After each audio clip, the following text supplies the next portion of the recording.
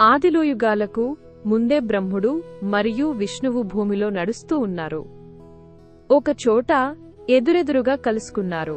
ఇద్దరూ ఒకరిని మరొకరు దారి విడిచేయమని కోరారు. బ్రహ్ముడు అన్నాడు, దయచేసి తప్పుకోండి, నేను వెళ్ళాలి. విష్ణువు సమాధానమిచ్చాడు, మీరు తప్పుకోవాలి. ఈ విశ్వాన్ని కాపాడే మహత్తర బాధ్యత నాది. బ్రహ్ముడు కొంచెం సహనం కోల్పోయి, ఆ విశ్వాన్ని సృష్టించిన వాడిని నేనే, కాబట్టి తప్పుకోవాల్సింది మీరు అని అన్నాడు. విష్ణువు శాంతంగా గుర్తుచేశాడు, నువ్వు నా నాభిలో పుట్టిన కమలంలోంచి జన్మించావు, దారి ఇవ్వవలసింది నువ్వే. అప్పుడు బ్రహ్ముడు, అలాగని విత్తనం కంటే చెట్టు పెద్దది కదా అన్నాడు. మాటలు అహంకారంగా మారాయి. అహంకారం వివాదమైంది. ఎవరు గొప్పవారో తేల్చుకోవడానికి పరీక్ష పెట్టుకుందాం అని నిర్ణయించారు. అప్పుడే వారి మధ్య నుండి భూమిని చీల్చుకుంటూ ఒక జ్వలించే అగ్నిస్తంభం పైకి ఎగసింది. అది మేఘాలను చీల్చి లోకాలన్నింటినీ దాటిపోయింది. క్రింద భూమి లోతుల్లో అంతులేని అగాధం వరకు దిగింది. అది ఒక శివలింగం రాయితో కాదునిత్య అగ్నితో ఏర్పడింది. బ్రహ్ముడు మరియు విష్ణువు నిర్ణయించారు, ఈ జ్యోతికి అంతు చూసుకుందాం.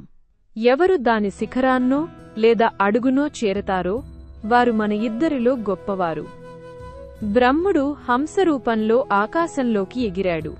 విష్ణువు వరాహరూపం దాల్చి భూమిని తవ్వడం ప్రారంభించాడు. విష్ణువు యుగాల తరబడి తవ్వాడు కాని లింగానికి అడుగు కనిపించలేదు.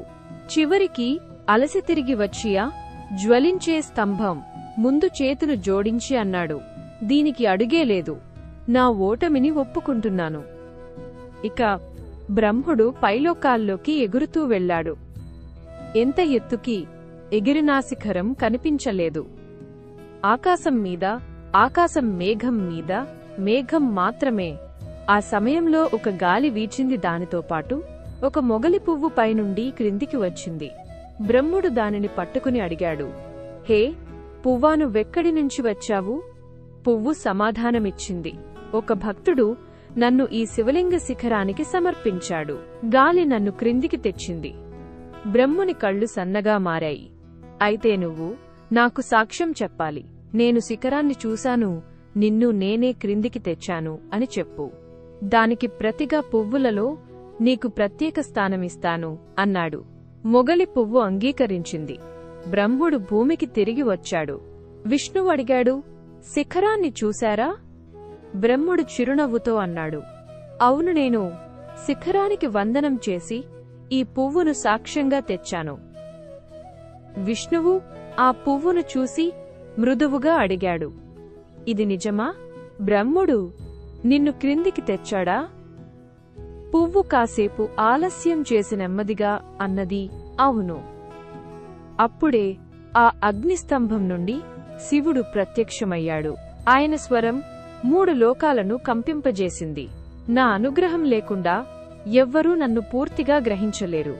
బ్రహ్మా, నీవు అబద్ధం చెప్పావు. తాళ్ల పువ్వా, నీవు ఆ అబద్ధానికి తోడ్పడింది. ఇకపై నా పూజలో మొగలి పువ్వు స్వీకరించబడదు. బ్రహ్మా, నీకు 5 తలలు ఉన్నాయి.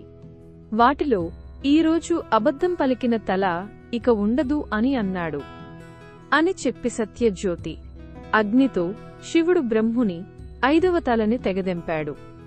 కాని ఈ కథ కేవలం పురాణం మాత్రమే కాదు. ఇది మహాత్మ్యం, పరమాత్మ తత్వ సత్యం. ఇది ఎక్కడో లోకాల్లో కాదు, ఇక్కడే భూమిలో జరిగింది. బ్రహ్ముడు విష్ణువుల మధ్యన ఎగసిన ఆ జ్యోతి స్తంభమే త్రివణ్ణామలై పర్వతమైన అరుణాచలమైంది. శివుడు రూపంలో కనబడలేదు, ఆయనే కొండగా మారాడు. నిత్యాన్ని ప్రసరిస్తున్న అగ్నిగా నిలిచాడు. అందుకే సన్యాసులు, ఋషులు, భక్తులు, యాత్రికులు మళ్లీ మళ్లీ ఇక్కడికి వస్తున్నారు. గిరివలయం చేయడానికి, ధ్యానంలో కూర్చోవడానికి, మాటలకతీతమైన సత్యాన్ని అనుభవించడానికి. ఇక్కడ దేవతల అహంకారం దహించబడింది. ఆ అగ్ని ఇంకా నిశ్శబ్దంగా, ప్రశాంతంగా సత్యాన్ని వెతికే వారిని పిలుస్తూనే ఉంది. అందుకే త్రివణ్ణామలైకి రండి. ఒకప్పుడు దేవతలే వెదికిన ఆ మార్గంలో నడవండి. జ్ఞానరూపమైన ఆ పర్వతాన్ని అనుభవించండి.